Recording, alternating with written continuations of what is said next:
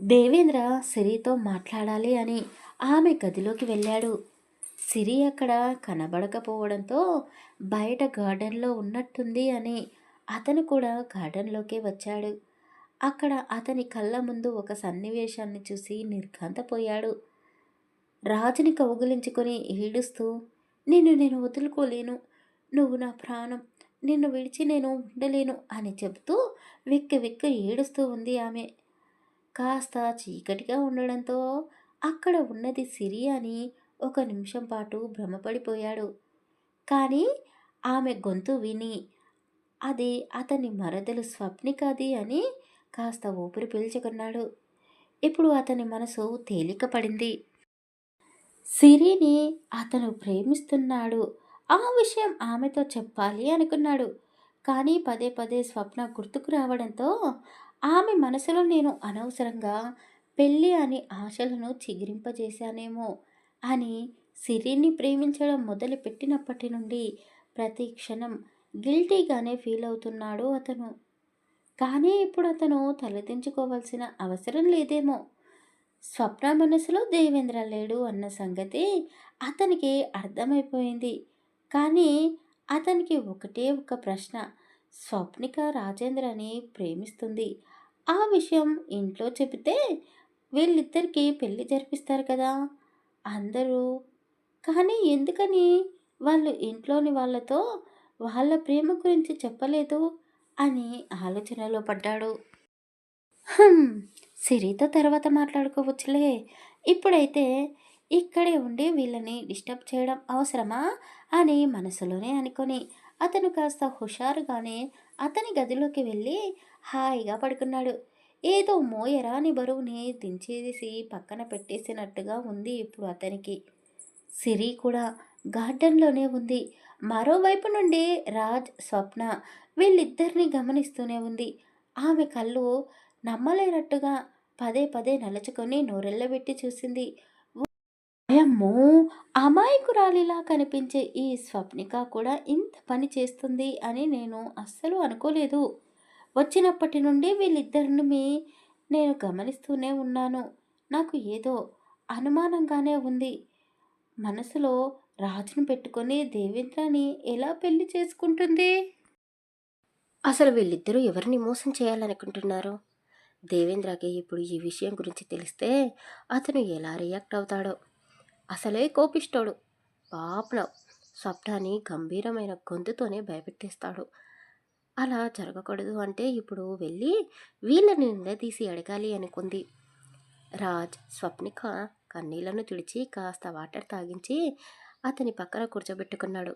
ఆమెతో మాట్లాడుతూ ఉండగానే సిరి వాళ్ళ దగ్గరికి వెళ్ళి కోపంగా వాళ్ళని చూస్తూ ఉంది. ఏం చేస్తున్నారు? టైం ఎంత అవుతుంది? ఈ సమయంలో మీ ఇద్దరు ఇలా ఏకాంతంగా కూర్చొని ఎవరిని మోసం చేయాలని ఆలోచిస్తున్నారు? దేవేంద్ర సార్నా అని అడిగింది. స్వప్నిక చెరి చేతులని పట్టుకొని అలా మాట్లాడకు, నువ్వు అనుకున్నట్టు మా మధ్య ఏమీ లేదు అని తడబడుతూనే చెప్పింది. ఓహో, అవునా? అయితే ఈ సమయం మీరు ఇక్కడెందుకున్నారు? ఏం చేస్తున్నారు? ఇందాక నేను చూశాను, నువ్వు రాజుని ఎందుకు కౌగిలించుకున్నావు? మిమ్మల్ని ఈ సమయంలో ఇలా ఒకరి కౌగిలిలో ఒకరిని చూస్తే ఇంట్లో వాళ్ళు ఏమనుకుంటారు? అసలు దేవ్ తట్టుకోగలడా అని నిలదీసే అడిగింది. అయ్యో సిరి, ప్లీజ్ ఏదేదో ఊహించుకోకు. ఒక్కసారి నేను చెప్పేది విను.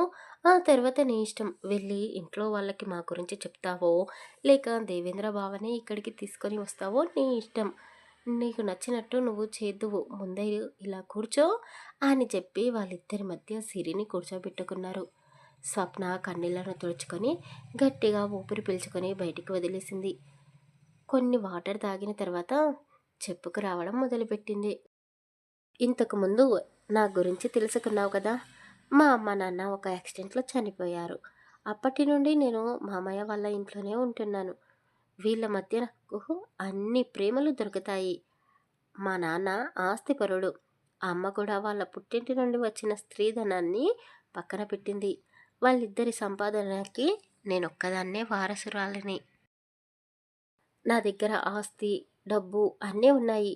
కన్న వాళ్ళని మరిపించే అంత ప్రేమని నాకు అత్తయ్య, మామయ్య రూపంలో లభించింది. కానీ ఎందుకో చిన్నప్పటి నుండి నేను జనాల మధ్య అంత ఈజీగా కలిసిపోలేను. ఎవరైనా నాకు సొంతం అనిపిస్తేనే వాళ్ళతో నేను అన్నీ షేర్ చేసుకుంటాను. ఇప్పుడు నువ్వు నాకు అలాగే కనబడుతున్నావు. నీకు నాకు మధ్య వయసు తేడా పెద్దగా లేదు. కానీ నువ్వు నాకంటే చిన్నదానివే.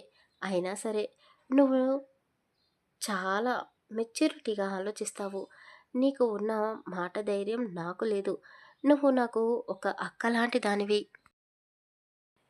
ఇప్పుడు ఈ ఇంట్లో మేము ముగ్గురం మాత్రమే నీకు కనబడుతున్నాము. కానీ దేవేంద్ర బావకి ఒక చెల్లెలు ఉండేది.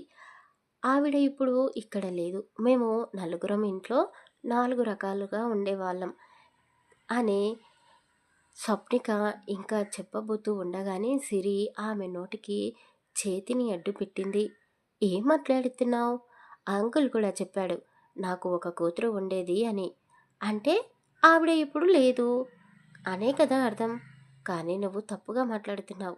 దేవసారికి మాత్రమే ఆవిడ చెల్లెలా? అంటే రాజేంద్రకి ఏమీ కాదా? అక్కనో చెల్లెలో వరుస అయితే అవుతుంది కదా. మరి ఒక్కరికే సొంతం అన్నట్టు ఏకవచనంతో ఎందుకు చెప్తున్నావు అని అడిగింది. ఎందుకంటే దేవేంద్ర బావ ఎవరినీ నమ్మడు. అతనికి కావలసిన వాళ్ళని అతనే ప్రొటెక్ట్ చేస్తాడు. దేవ్ బావ, రాజేంద్ర బావ ఇద్దరూ ఒక తల్లి పిల్లలు కారు అని స్వప్నిక చెప్పగానే సిరి కళ్ళు పెద్దగా చేసింది. నోరు తెరిచి ఒక విచిత్రమైన ఆశ్చర్యానికి లోనైంది. వామ్మో! ఇన్ని రోజుల నుండి నా దగ్గర ఈ విషయాన్ని దాచిపెట్టారా మీరు? అందుకేనా దేవ్ సార్ ఇంట్లో ఎవరితో సరిగ్గా మాట్లాడాడు? అబ్బో! అబ్బో! ఇప్పుడు నాకు అర్థమవుతుంది. దేవ్ ఎందుకు అంత కోపంగా ఉంటాడో. చిన్నప్పుడు ఈ రాజ్, వీళ్ళ అమ్మ ఇద్దరూ కలిసి దేవ్‌ని చాలా కష్టపెట్టినట్టున్నారు. అందుకే ఇప్పుడు వీళ్ళ మీద రివెంజ్ తీర్చుకుంటున్నాడు అని సిరి చెప్పగానే ఇప్పుడు రాజు వంతు అయిపోయింది నోరెళ్ళబెట్టడం. వామ్మో! నిన్ను మా అన్నయ్య కాలేజీలో నుండి ఎత్తుకుని వచ్చాడా? లేదా ఏదైనా సంతలో నుండా? ఇంత దారుణంగా ఆలోచిస్తున్నావేంటి? మా అన్నయ్య అంటే నాకు చాలా ఇష్టం. మా అమ్మకైతే నాకన్నా కూడా మా అన్నయ్య మీదనే ప్రేమ ఎక్కువ.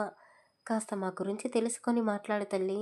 నన్ను చూస్తే మరీ అంత దారుణమైన పనులు చేసేవాడిలా కనబడుతున్నానా? అని రాజ్ అమాయకంగా ముఖం పెట్టి అడిగాడు. ఏమో ఎవరి ఫేస్ వెనుకలో ఏం దాగి ఉందో ఎవరికి తెలుసు అని అన్నది. అయ్యో సిరి, ముందు నేను చెప్పేది పూర్తిగా విను. నేను ఈ ఇంట్లోనే పెరిగాను. ఆ అత్తయ్య రాజ్ ఎలాంటి వాళ్ళో నాకు తెలీదా? వీళ్ళ నానమ్మ ఉంది కదా, మంగమ్మ గారు, ఆవిడ గారి ఘనకార్యమే దేవ్ బావని పూర్తిగా మార్చేసింది. ఎప్పుడైనా తీరిక ఉన్నప్పుడు ఈ ఇంటి విషయాలన్నీ నేను వివరించి చెప్తాను నీకు. కానీ ముందైతే మా సమస్యకి నువ్వే పరిష్కారం చూపించాలి ప్లీజ్ అంటూ ఆమె చేతులు పట్టుకొని బ్రతిమాలింది. అసలు ఈ ఇంటి గురించి నాకేమీ తెలీదు. దేవ్ ఎందుకు అలా ఉంటాడో తెలీదు. నన్నెందుకు ఇక్కడికి తెచ్చాడో తెలీదు. ఇక మీ సమస్యను నేను ఎలా సాల్వ్ చేస్తాను అని అడిగింది. ఇదిగో సింపుల్‌గా చెప్పాలి అంటే, నేను రాజేంద్ర బావని చిన్నప్పటి నుండి ప్రేమిస్తున్నాను. చిన్నప్పటి నుండి అంటే, అప్పుడు తెలియని వయసు కాబట్టి అది ప్రేమ అని చెప్పలేను. కానీ రాజ్ బావతోనే నేను 24 గంటలు ఉండేదాన్ని. బావ చుట్టే తిరిగేదాన్ని. ఎప్పుడైనా దేవ్ బావ నాతో ఆడుకోవడానికి అని నా దగ్గరికి వస్తే, బావ నుండి దూరంగా పారిపోయేదాన్ని. 2 రోజుల వరకు అసలు కనబడేదాన్నే కాదు. చిన్నప్పటి నుండి బావ అందరి మీద కోపాన్ని చూపిస్తూనే వచ్చాడు. అందుకేనేమో నేను బావతో అంత చనువుగా ఉండలేకపోయాను. నా వయసు పెరిగే కొద్దీ బావ మీద ప్రేమను కూడా పెంచుకుంటూనే వచ్చాను. బావకి కూడా నేనంటే పిచ్చి ప్రేమ. మేమిద్దరం ఒకరిని వదిలి ఒకరం ఉండలేము. ఇంట్లో వాళ్ళకి మా ప్రేమ గురించి తెలీదు. పెద్ద బావకి పెళ్లి కుదిరిన తర్వాత మా ప్రేమ గురించి చెప్పాలి అనుకున్నాము. కానీ ఈ పెద్దవాళ్ళు బావకి నాకు పెళ్లి చేయాలి అనుకుంటున్నారు. అసలు బావ మనసులో నేను లేను. ఎప్పుడూ బావ నన్ను ప్రేమించలేదు. కానీ ఒక వయసుకు వచ్చాక పెళ్లి చేసుకోవాలి కాబట్టి ఇంట్లో వాళ్ళు చెప్పారు కాబట్టి నన్ను పెళ్లి చేసుకోవాలనుకుంటున్నాడేమో. బావను నేను తప్పు పట్టడం లేదు. కానీ అతని మనసు ఇప్పటికే గాయపడి ఉంది.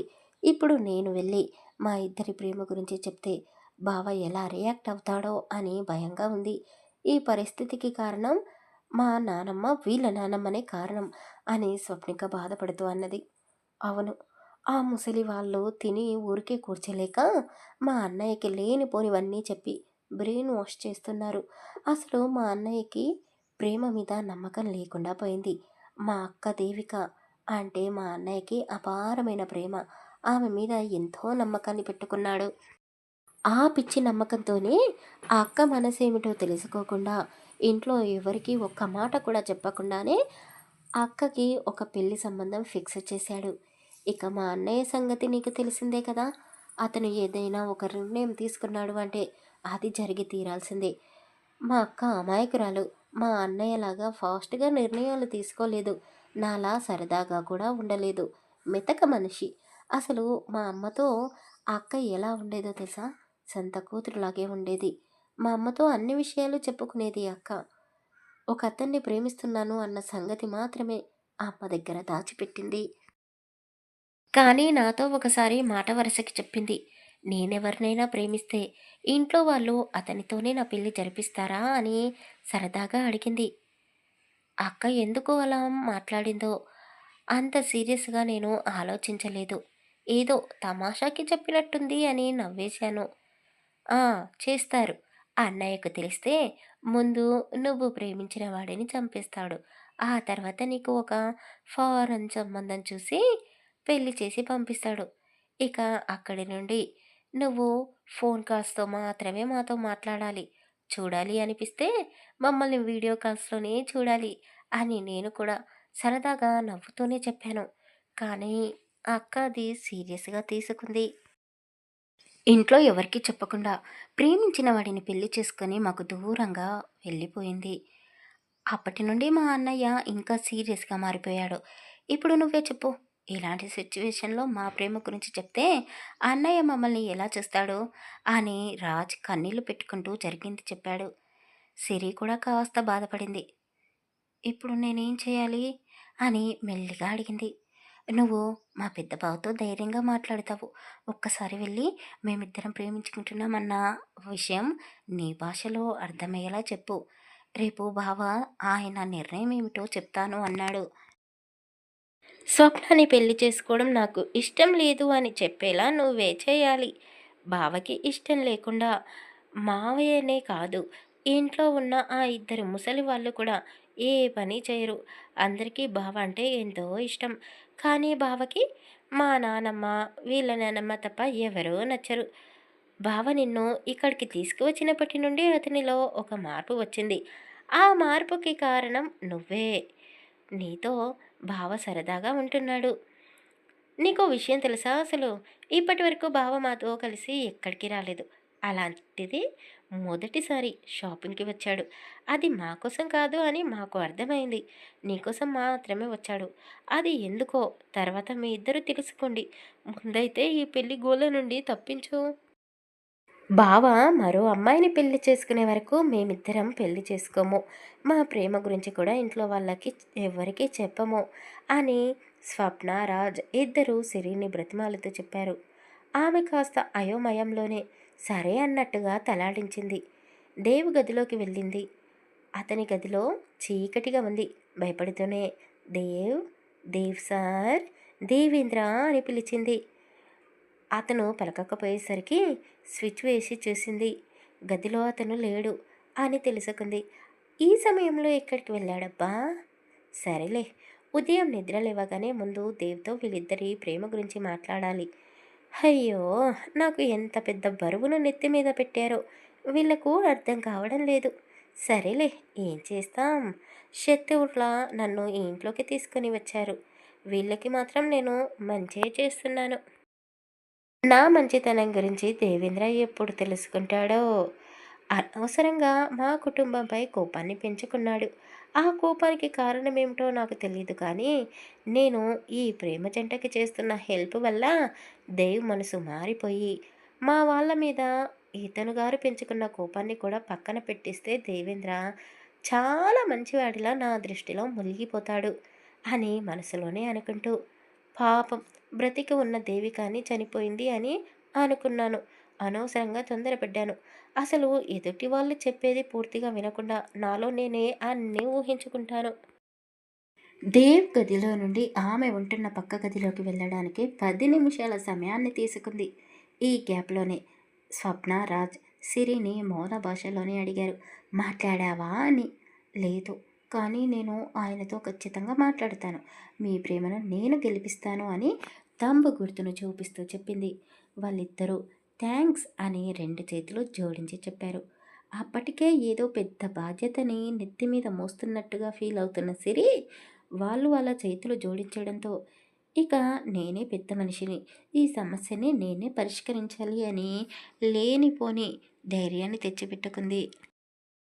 అప్పటికే చాలా ఆలస్యం అవడంతో సిరి గదిలోకి వెళ్ళి నిమిషం కూడా వేస్ట్ చేయకుండా డోర్కి గడియ పెట్టేసుకొని వాష్రూమ్లోకి వెళ్ళి వచ్చి కాస్తని నీళ్లు తాగి వెంటనే నిద్రపోవడానికి అని మంచంపై వాలిపోయింది. వెలుగుంటే అసలు నిద్ర పట్టదు అని కనీసం చిన్న లైట్ కూడా వేసుకోలేదు. ఆమె పడుకునే ముందు దిండుని కౌగిలించుకొని పడుకోవడం అలవాటు. అలవాటు ప్రకారమే పక్కనే ఉన్న దిండుపై చెయ్యి వేసింది. అది దిండు కాదు, ఒక మనిషి అని తెలుసుకొని ప టక్కున పైకి లేచి కూర్చుంది. "ఏయ్, ఎవరు నువ్వు? ఇక్కడేం చేస్తున్నావు?" అని గట్టిగా అరవబోయింది. అతను వెంటనే ఆమెను అతని పైకి లాక్కొని ఆమె నోటిపై అతని చూపుడు వేలు పెట్టి, "ఇష్, అరవకు, నేనే" అని అన్నాడు. "నేనే అంటే ఎవరు?" అని వణుకుతున్న గొంతుతో అడిగింది. అతను పక్కన టేబుల్పై ఉన్న ల్యాంప్ని ఆన్ చేశాడు. ఆ చిన్న లైట్ వెలుగులో చామన ఛాయలో ఉన్న దేవ్ ముఖం వెలిగిపోతూ కనబడింది. "నువ్వా? నువ్వేంటి నా గదిలో ఉన్నావు?" అని అతనికి కాస్త దూరంగా జరుగుతూ అడిగింది. "హలో, ఇది నా ఇల్లు. నా ఇల్లు అంటే అన్ని గదులు నావే కదా" అని అతను అనగానే సిరి కళ్ళు పెద్దగా చేసి అతని వైపు చూసింది. "మీ ఇల్లే, అన్నీ మీ గదులే. కానీ ఇప్పుడు ఈ గదిలో నేను ఉంటున్నాను. ఒక అమ్మాయి గదిలోకి ఇలా మీరు రావడం మంచిదేనా? మీ ఇంట్లో వాళ్ళు ఎవరైనా ఇలా చూస్తే నా గురించి ఏమనుకుంటారు?" "హుం, ఎవరు ఏమీ అనుకోరు. అయినా నిన్ను ఇక్కడికి తెచ్చిన మొదటి రోజు నువ్వు నా గదిలోనే ఉన్నావు, మర్చిపోయావా? అప్పుడు లేని ఇబ్బంది ఇప్పుడేంటి? అయినా నేను నీతో ఒక విషయం మాట్లాడాలని వచ్చాను. నువ్వు గదిలో లేవు. నీకోసం వెయిట్ చేస్తూ ఇక్కడే ఉన్నాను. ఎప్పుడు నిద్ర పట్టిందో తెలీదు. మంచం ఖాళీగా ఉంది అని పడుకున్నాను" అని అతను చెప్పాడు. "అవునా? సరే. ఆ విషయం ఏమిటో తొందరగా చెప్పి మీ గదిలోకి వెళ్ళిపోండి" అని సిరి అన్నది. "ఇప్పుడు నీతో ముచ్చట పెట్టేంత ఓపిక నాకు లేదు. నాకు నిద్ర వస్తుంది. నేను పడుకుంటాను. నువ్వు కూడా సైలెంట్‌గా పడుకో" అని చెప్పాడు. "ఏంటి?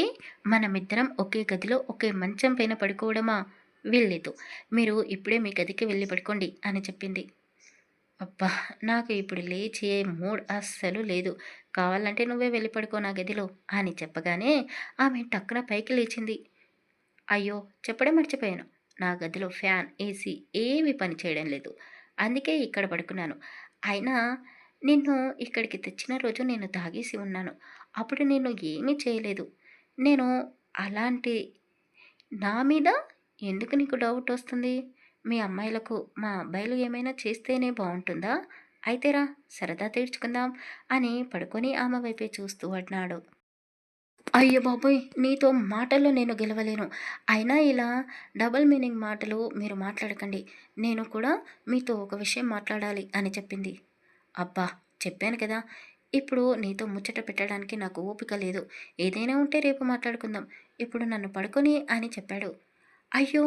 నిజంగా మీరు ఇక్కడే పడుకుంటారా? మరి నేనెక్కడ పడుకోవాలి?" "హుం, అది నీ ఇష్టం" అని చెప్పి అతను అటువైపు తిరిగి పడుకున్నాడు. సిరి సోఫా పైన పడుకుందామని చూసింది. కానీ ఆమె హైట్‌గానే ఉండడంతో ఆ సోఫా ఆమెకి సరిపోలేదు. ఆ గదిలో ఒకే దుప్పటి ఉంది. కనీసం నేలపైన పరుచుకోవడానికి చాప కూడా లేదు. కానీ దేవ్ పక్కన పడుకోవడానికి సిరి మనసు అస్సలు అంగీకరించడం లేదు. నేలపైన కేవలం ఒక దిండు వేసుకొని మాత్రమే పడుకుంది. దొంగ సచ్చినోడు! బెడ్‌పై పడుకున్నాడు. నన్ను ఇలా నేలపై పడుకోబెడుతున్నాడు. కనీసం దుప్పటి కూడా ఇవ్వడం లేదు. అయ్యో పాపం! తల్లి ప్రేమకు దూరమయ్యాడు అని అయ్యో పాపం అని అనుకున్నాను ఇందాకే మనసులో. కానీ నీ గురించి నేను తప్పుగా అనుకున్నాను. నువ్వు నేననుకున్నంత అమాయకుడివేమీ కాదులే. ఏదో ఒకరోజు నువ్వు కూడా నాలా నేల మీద పడుకునే రోజు ఒకటి వస్తుంది. నేనప్పుడు పైన పడుకుంటాను. ఇప్పుడు నాకు తల కింద పెట్టుకోవడానికి ఈ తలగడైనా ఉంది. నీకు మాత్రం కనీసం ఈ దిండు కూడా ఇవ్వను అని అతన్ని మనసులోనే తిట్టుకుంటూ ఆమె ఒంటిపై ఉన్న చున్నీని దుప్పటిలా కప్పుకుంది. అటు ఇటు మసులుతూ చిన్నగా నిద్రలోకి జారుకుంది. తెల్లవారుతూ ఉండగా సిరికి మెలకువ వచ్చింది. మెత్తటి పరుపుపై వెచ్చటి కౌగిలిలో హాయిగా పడుకొని ఉంది. దేవ్ సిరిని గట్టిగా కౌగిలించుకొని అతని గుండెని ఆమెకు తలగడగా మార్చాడు. ఆ గుండె శబ్దాన్ని వింటూ సిరి చిరునవ్వుతో మళ్ళీ కళ్ళు మూసుకుంది. దేవిక పెళ్లి చేసుకుంది సిరి వాళ్ళ అన్నయ్యనే అని సిరికి తెలిస్తే ఏం చేస్తుంది? దేవికాని తెచ్చి దేవేంద్రకి అప్పచెప్పుతుందా? ఏం జరగబోతుందో తర్వాయి భాగంలో తెలుసుకుందాం. కథ నచ్చితే లైక్ చేసి కామెంట్ చేయండి. అలాగే మన ఛానల్ని సబ్స్క్రైబ్ చేసుకోండి. Thank you for listening.